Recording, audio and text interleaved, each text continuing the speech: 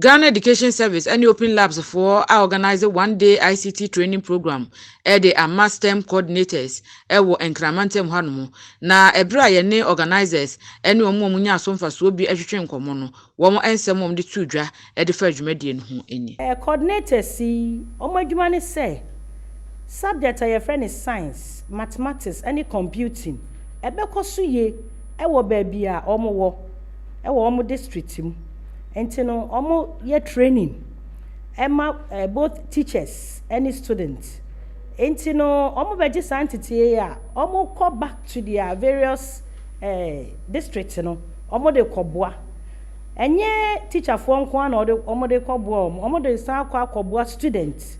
Enti wutum say both teacher and student factor. But for 2 days at Matrauma, I've seen like massive improvement or more programming skills.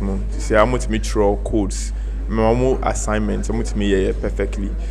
I hope say if they continue practicing, they will do better because for 2 days we don't met my and this is extra time and more time.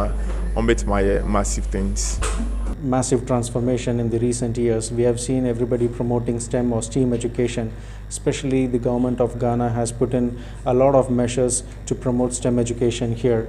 And digitalization is also one of the key aspects what the government is looking for now. So to reach to that level or to bring a massive transformation in the years to come, we need to educate the young minds on the importance of technology and equip them with the new technologies which are coming up.